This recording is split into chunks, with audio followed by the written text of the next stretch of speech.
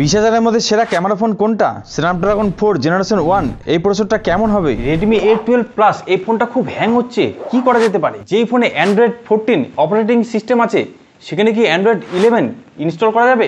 এরকম হাজারো প্রশ্ন করেছেন টেকটিস বাংলা চ্যানেলের দর্শকরা।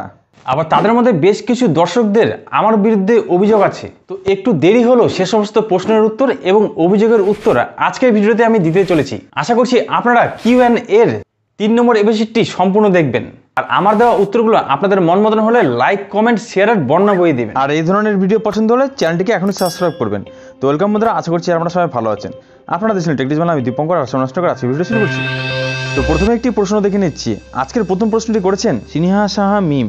তিনি প্রশ্ন করেছেন, ভাইয়া please help me, Redmi A2 plus ফোনটা 10 দিন হলো কিনেছি, বাট ফোনটা খুবই হ্যাং করতেছে, কোনো অ্যাপসে ঢুকতে পারতেছি না, বারবার ডিসপ্লে সাদা আর কালা হয়ে যাচ্ছে, বারবার বের করে দেয় অ্যাপসে ঢুকলেই, সার্চে গেলে কিবোর্ড আসে না, রিস্টার্ট মারতেছি বাট তাও এরকম, আপডেট দিছি তাও, প্লিজ ভাইয়া একটা রিপ্লে ভিডিও আশা করতেছি প্লিজ। দেখুন, রেডমি A2 প্লাস এই ফোনটাতে মিডিয়াটেক হিলিও G36 এর মতন একটি কমজোরি প্রসেসর ইউজ করা হয়েছে, যেটি 52 ন্যানোমিটার উপরে বেস করে তৈরি করা হয়েছে। আর ফোনটাতে মাত্র 4GB LPDDR4X RAM এবং মাত্র 64GB eMMC 5.1 এর মতন কমজোরি স্টোরেজ ইউজ করা হয়েছে, যার ফলে স্বাভাবিকভাবেই কমজোরি স্টোরেজ এবং কমজোরি প্রসেসরের জন্য এই ফোনটা স্লো কাজ করবে।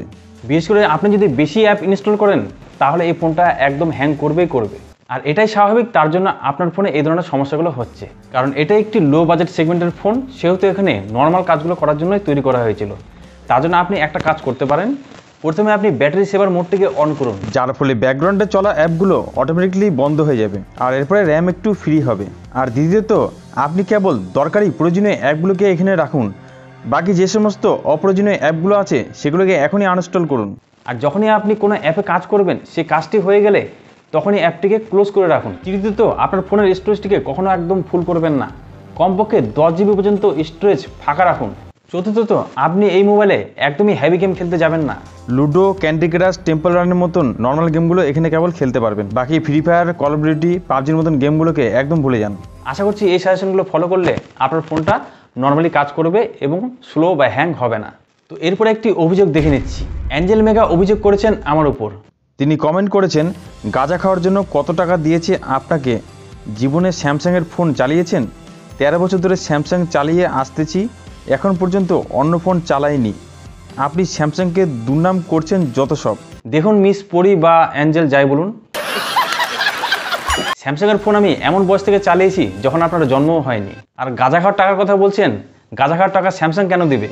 কোনো ব্র্যান্ড তাদের নিন্দা করার জন্য কোনোদিন কোনো ইউটিউবারকে কি টাকা দিয়েছে? মানে কোথায় আপনার লজিক? গাঁজাটা কে খাচ্ছে সেটা তো বোঝাই যাচ্ছে। আর অ্যাঞ্জেল পিলার মতন অনেক ভিউয়াররা যারা এরকম কথা বলেন তাদের উদ্দেশ্যে আমি একটা কথা বলতে চাই, একজন টেক ইউটিউবার হিসেবে আমার প্রথম প্রায়োরিটি হচ্ছে যে কোনো ব্র্যান্ডের ফোনের ব্যাপারে সঠিক তথ্য তুলে ধরা এবং সেই দাম অনুযায়ী সেই ফোনটা ভ্যালু ফর মানি কিনা, সেই ফোনটা আপনাদের নেওয়া উচিত কিনা তার ব্যাপারে আমাকে সঠিক তথ্য এবং সঠিক সাজেশন করা। আর এতে যদি আপনারা আমাকে দালাল বলেন বা গাঁজাখোর বলেন তাতে আমার কোনো যায় আসে না, আমি আমার কাজটা সঠিকভাবে করতে চাই। হ্যাঁ, তবে সবাই কিন্তু একরকম নয়। অনেকে কমেন্টে আমাকে প্রচুর ধন্যবাদ দিয়েছেন এবং লাভ রিয়াক্টের বর্ণনা ছুটিয়ে দিয়েছেন। বিশেষ করে এমডি ফহিম হাসান ফহিমের কথা তো বলতে হচ্ছে, তিনি আমার প্রতিটি ভিডিওর কমেন্টে গিয়ে সবসময় আমাকে এনকারেজ করেন এবং লাভ রিয়াক্টের বর্ণনা দিয়ে দেন, তার জন্য আপনাকে অসংখ্য ধন্যবাদ জানাই। এরপরে প্রশ্ন করেছেন SK সামাদ। তিনি জানতে চেয়েছেন 20,000-এর উপরে কোনটি সেরা ক্যামেরা ফোন। তো অ্যাকচুয়ালি এই দামটা বাংলাদেশ না ইন্ডিয়ার উপরে তিনি বলেছেন সেটা আমি বুঝতে পারছি না। তো ইন্ডিয়ার মধ্যে যদি বলি তাহলে 20,000-এর মধ্যে সেরা ক্যামেরা ফোনটি হচ্ছে টেকনো কমান্ড 20 প্রো। এর 8GB 61GBর দাম ভারতীয় রুপিতে রাখা হয়েছে 19,990 টাকা। যে ফোনটাতে 64 মেগাপিক্সেলের 8GB এবং G+P টেকনোলজির OIS সেন্সরযুক্ত ক্যামেরা পাবেন এবং এর সামনে 32 মেগাপিক্সেলের একটি ভালো কোয়ালিটির সেলফি ক্যামেরা পাবেন। অর্থাৎ এই ফোনটা নিঃসন্দেহে সেরা ক্যামেরা ফোন হতে পারে 20,000 টাকার মধ্যে। আর একটু বেশি টাকা খরচা করলে এর মধ্যে ভালো ফোন হতে পারে স্যামসাংয়ের স্যামসাং গ্যালাক্সি A54 5G। এই ফোনটা যদি আপনারা নেন তাহলে এর 8GB 256GBর দাম ভারতীয় রুপিতে রাখা হয়েছে 24,499 রুপি। যে ফোনটাতে 108 মেগাপিক্সেলের OIS সেন্সরযুক্ত ক্যামেরা আছে এবং সামনে 32 মেগাপিক্সেলের একটি সেলফি ক্যামেরা আছে। আর স্যামসাং ফোনের ক্যামেরা কোয়ালিটি কতটা ভালো হবে সেটা আমাকে আর বলতে হচ্ছে না। তো 20,000 ভারতীয় টাকার মধ্যে আমি আপনাকে দুটো ফোনের সাজেশন করলাম। আর নেক্সট কোশ্চেনটি করেছেন মুসাবিন 17 এবং তিনি প্রশ্ন করেছেন অ্যান্ড্রয়েড 14 আছে?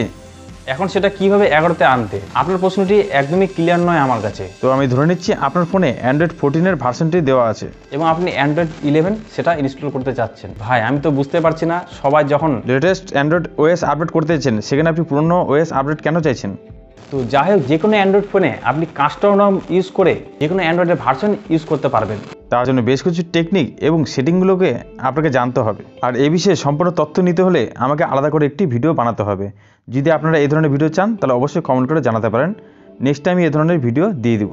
আর নেক্সট প্রশ্নটি করেছেন দেবাশিস চ্যাটার্জি। তিনি জানতে চেয়েছেন স্যামসাং এক্সিনোসের 1480/65 স্ন্যাপড্রাগনের কোন প্রসেসরের সাথে তুলনা করা যায়। স্ন্যাপড্রাগন 782G এই প্রসেসরটি হচ্ছে এক্সিনোস 1480-র সমতুল্য।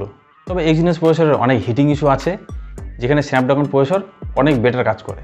আর পরের প্রশ্নটি করেছেন ST2। তিনি প্রশ্ন করেছেন, ভাইয়া অনলি ভিডিও সিনেমেটিক জন্য আইফোন 14 ভালো না আইফোন 14 প্রো? দেখুন, সিনেমেটিক ভিডিও শ্যুট করার জন্য আইফোন 14 প্রো সবসময় বেটার কাজ করে। বাস আপনার পকেটে জোর থাকতে হবে, তাহলে আইফোনের আপনি লেটেস্ট ভার্সনটি নিতে পারেন। এবং পরের প্রশ্নটি করেছেন MD রুমন খান 8787। তিনি প্রশ্ন করেছেন, ভাইয়া আমি S23 আলট্রা কিনেছি, 2 থেকে 3 ঘন্টা একটানা ফ্রি ফায়ার খেললে কি ফোনে প্রবলেম হবে? প্লিজ জানাবেন, লাভ লাভ লাভ। ভাই আপনি কি মশলা করছেন আমার সাথে, নাকি সিরিয়াসলি এই প্রশ্নটা করেছেন? কারণ এই ফোনটাতে বর্তমানে সবচেয়ে লেটেস্ট পাওয়ারফুল প্রসেসর ইউজ করা আছে, যেটি হচ্ছে স্ন্যাপড্রাগন 8 জেনারেশন 2। যে প্রসেসরের অনুরোধ স্কোর 14 লাখের উপরে পাওয়া যায়, যেখানে কোনো হিটিং ইস্যু দেখা যাচ্ছে না, কোনো মাল্টিটাস্কিং করতে কোনো সমস্যা হচ্ছে না, এবং ফ্রি ফায়ার, কল অফ ডিউটির মতন গেমগুলো আপনি মাখানোর মতন খেলতে পারবেন। আপনি টানা 2-3 ঘন্টা কেন, আপনি সারাদিন গেম খেলুন, কোনো সমস্যা নেই। হ্যাঁ, তবে বাড়িতে কিন্তু সমস্যা হতে পারে টানা গেম খেলার জন্য। আর নেক্সট প্রশ্নটি করেছেন ভোলানাথ পান্ডা।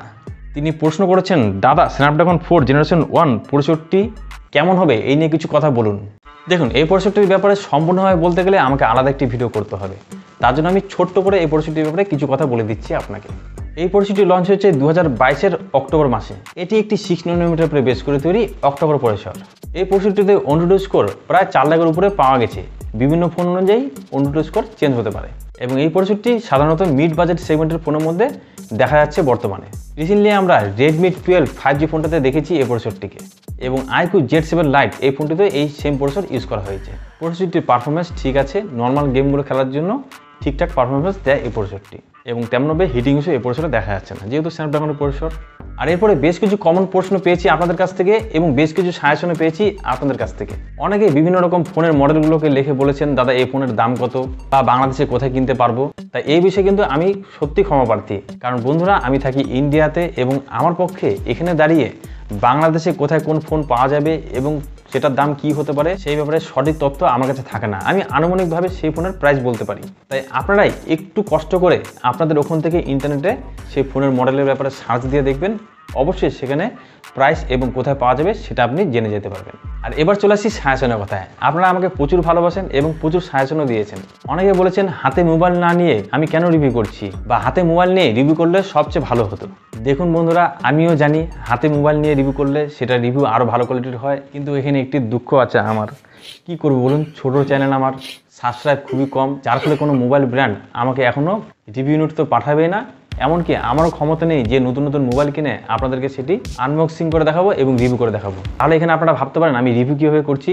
আসলে প্রচুর টেক ইউটিউবারের মতন আমিও মোবাইলের ব্যাপারে যথেষ্ট রিসার্চ এবং তথ্য জেনে এবং আমার অভিজ্ঞতার উপরে বিচার করে সেই সমস্ত ফোনের ভার্চুয়াল রিভিউ করি, যেটি আনুমানিকভাবে 90% পর্যন্ত সঠিক তথ্য হয়। তাই আপনাদের কাছে অনুরোধ, আমাকে এভাবে সাপোর্ট করতে থাকুন। আমার চ্যানেলের ভিডিওকে লাইক দিন, কমেন্ট করুন, শেয়ার করুন এবং চ্যানেলটিকে সাবস্ক্রাইব করুন, যার ফলে আপনাদের আশীর্বাদে খুব শীঘ্রই আমার চ্যানেলে 1 লাখ সাবস্ক্রাইব পূর্ণ হবে এবং বিভিন্ন মোবাইল আমি হাতে নিয়ে তখন রিভিউ করতে পারবো। তো বন্ধুরা, আপনারা এখন দেখলেন Q&A এপিসোড 3। আশা করছি এই এপিসোডটি আপনাদের ভালো লেগেছে। কেমন হয়েছে আপনারা অবশ্যই কমেন্ট করে জানাতে পারেন, এবং আপনাদের কোনো প্রশ্ন থাকলে এখানেও কমেন্ট করে জানাতে পারেন। তো আজকে ভিডিও এখানে বন্ধুরা, দেখা হবে আপনাদের সাথে নেক্সট ভিডিওতে। আজকে টাটা, বাই বাই।